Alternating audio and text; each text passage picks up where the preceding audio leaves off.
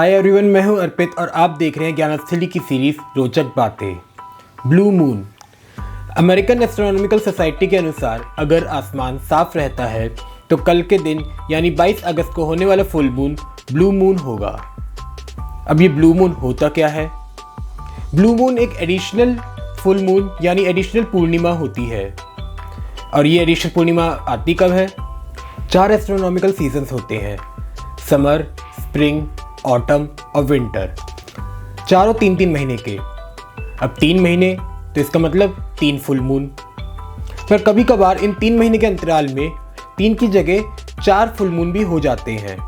उस स्थिति में इन 4 फुल मून में से तीसरा फुल मून मतलब तीसरी पूर्णिमा को ब्लू मून कहते हैं।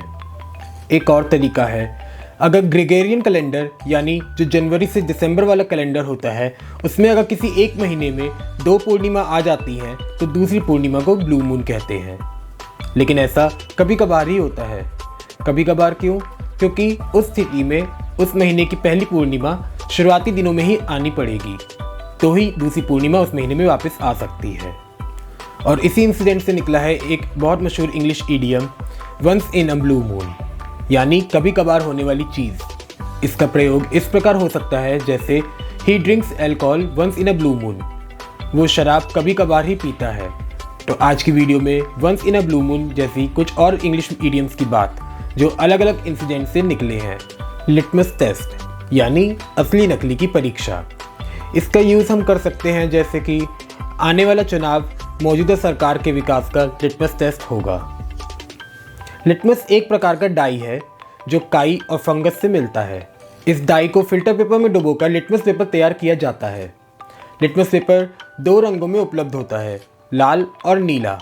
एसिड ब्लू लिटमस पेपर को रेड बना देता है और बेस रेड लिटमस पेपर को ब्लू। ये सब केमिकल रिएक्शंस के चलते होता है। एसिड और बेस को परखने की इस प्रक्रिया को लिटमस टेस्ट कहते हैं। इस प्रक्रिया के बाद कोई और प्रयोग या जांच की जरूरत ही नहीं पड़ती। इसलिए ही सच और झूठ को परखने की इतनी ही स्पष्ट प्रक्रिया हो तो उसे लिटमस टेस्ट कह दिया जाता है। यूरेका। इसका उपयोग किसी खास अप्रत्याशित सफलता को शब्द देने के लिए किया जाता है। इसका यूज़ हम ऐसे कर सकते हैं जैसे यूरेका, हमारा रॉकेट पहली बार में ही लॉन्च हो गया। अब ये यूरेका शब्द आया कहाँ से है? दरअसल एक बार सिरैक्यूज के राजा ने अपने सुनार को मुकुट बनाने के लिए कुछ सोना दिया। कुछ दिनों बाद सुनार राजा के समक्ष मुकुट ले आया। उस मुकुट को तोला गया तो उसका वजन राजा द्वारा दिए गए सोने के बराबर ही था। पर राजा को मिलावट का कहीं ना कहीं शक था। राजा सच का पता लगाना चाहता था, तो उसने अपने दरबार के साइंटिस्ट आर्किमिडीज को इसकी जिम्मेदारी सौंपी। आर्किमिडीज ने सोने की समस्या को लेकर दिन रात एक कर दिया। एक बार वो नहाने के समय भी इसी सोच में डूबा हुआ था और उसने बाथटब की तरफ ध्यान नहीं दिया। बाथटब पूरा पानी से लबालब भर गया। वो अपनी सोच में था और उस बाथटब में घुस गया। उसके घुसते ही कुछ पानी बाहर छलक गया। ये देखते ही वो दौड़कर भागा राजा के दरबार में और पूरे रास्ते चिल्लाता रहा, यूरेका यूरेका यूरेका। दरअसल ग्रीक भाषा में यूरेका का मतलब होता है मुझे मिल गया है। तभी से किसी सफलता को शब्द देने के लिए यूरेका शब्द का प्रयोग किया जाता है। अब सवाल ये कि आखिर आर्किमिडीज को मिला क्या था? तो आर्किमिडीज को बोयेंट फोर्स का प्रिंसिपल मिला था। अब ये बोयेंट फोर्स का प्रिंसिपल है क्या? दरअसल 2 सब्सटेंसेस अगर एक ही वजन के हैं तो भी उनकी अलग अलग डेंसिटी होती है।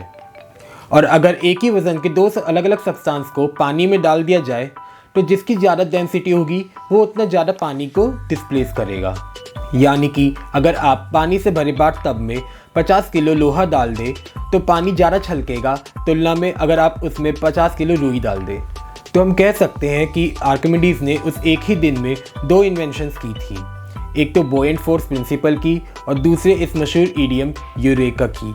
अगर आपको ये वीडियो पसंद आई हो तो लाइक करें और ज़्यादा से ज़्यादा लोगों तक शेयर करें और चैनल को सब्सक्राइब करना और बेल आइकन प्रेस करना ना भूलें।